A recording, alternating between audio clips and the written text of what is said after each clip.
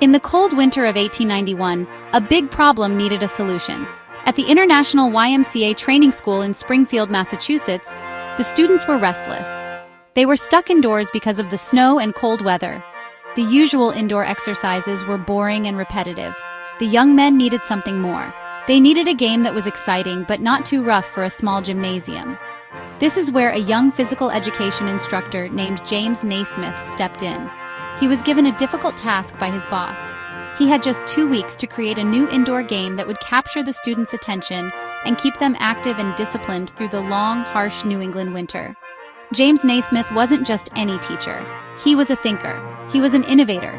He understood that a new game couldn't just be a version of an outdoor sport brought inside. Football was too rough for a wooden gym floor. Baseball needed too much space. He had to think differently. He needed a game that required skill more than pure strength. He wanted something that anyone could play, no matter their size or power. The goal was to invent an activity that was engaging, promoted teamwork, and reduced the risk of injury. This challenge sparked one of the greatest inventions in sports history, born from necessity and a deep understanding of physical activity. Naismith looked at the popular sports of the time. He took ideas from each one. He noticed that games with a lot of running often led to tackling and injuries. So he decided that players would not be allowed to run with the ball. This simple rule would force them to pass it to their teammates. He also thought about the target.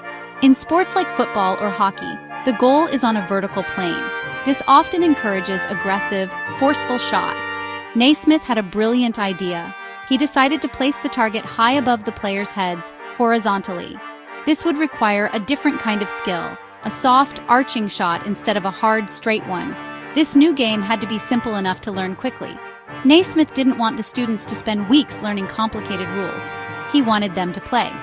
The idea was to create something that was immediately fun and competitive. The focus was on fairness and participation. He envisioned a game where every player on the court had an important role to play. It was a radical idea for its time. He wasn't just trying to keep a class busy, he was trying to build character through sport. This foundational belief would shape not only the game of basketball, but also the philosophy of coaching for generations to come. James Naismith was born in Almonte, Ontario, Canada in 1861. Growing up in the Canadian countryside, he was no stranger to physical activity. He spent his childhood playing outdoors with his friends. One of his favorite games was called Duck on a Rock. The game involved trying to knock a stone, the duck, off the top of a larger rock by throwing another stone at it. This simple childhood game required a soft, arching throw to be successful. A hard, straight throw would often miss the target completely. This early experience planted a seed in his mind, an idea about aiming and accuracy that would later become a key element of his famous invention. As a young man, Naismith was a gifted athlete. He loved sports and excelled in many of them, including gymnastics, lacrosse, and Canadian football.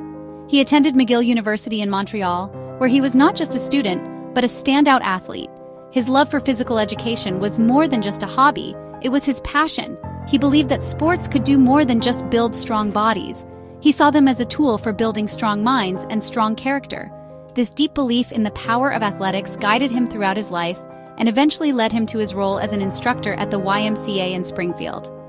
When faced with the challenge of creating a new indoor game, Naismith drew upon all his experiences. He remembered the arching throw from Duck on a Rock. He thought about the teamwork required in lacrosse and football. He wanted to create a game that was less violent than football, but more exciting than simple calisthenics. He sat down with a pen and paper and started to outline the basic principles. The game had to be easy to learn, playable in a small space, and safe for everyone involved. He was methodically designing a solution to a very specific problem, using his entire life's experience with sports as his guide. The final piece of the puzzle came when he needed a goal. He asked the school's janitor for 2 square boxes to use as targets. The janitor, however, didn't have any boxes. Instead, he returned with 2 half-bushel peach baskets. Naismith took the baskets and nailed them to the lower rail of the gymnasium balcony, one at each end. The balcony rail happened to be exactly 10 feet high.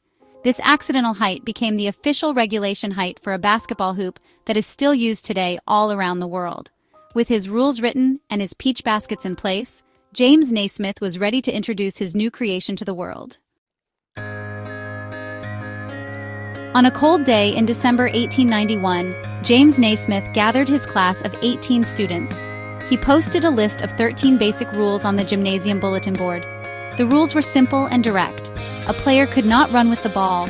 The ball had to be passed from where it was caught. No shouldering, holding, pushing, tripping, or striking an opponent was allowed. The objective was clear: throw the ball into the opponent's peach basket. The first game of basketball was played with a soccer ball and 9 players on each side. It was chaotic, but it was also incredibly fun. The students loved it immediately.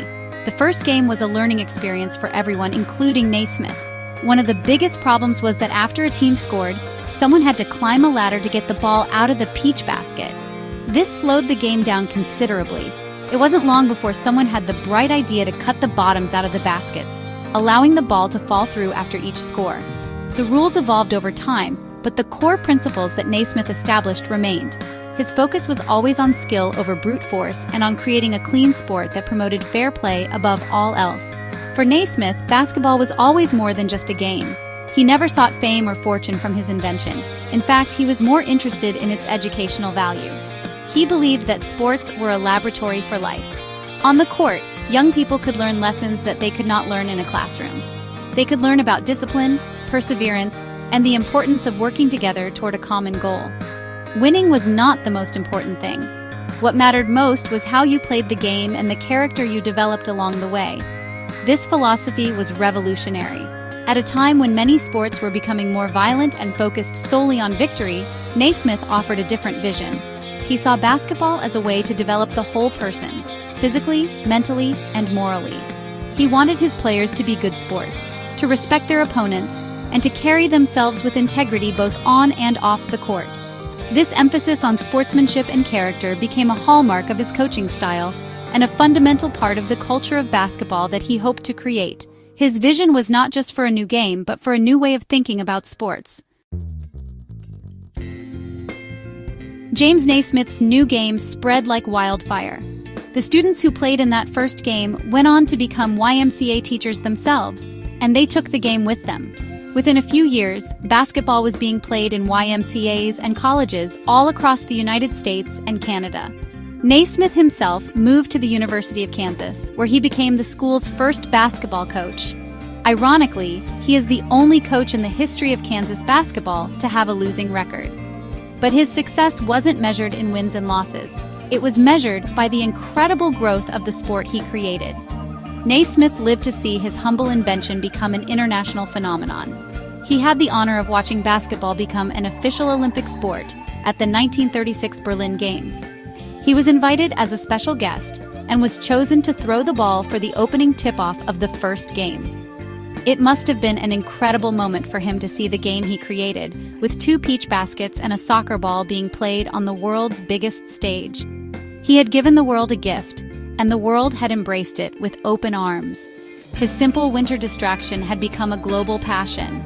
Today, basketball is one of the most popular sports in the world, played and watched by billions of people. From neighborhood courts to massive professional arenas, the game is everywhere.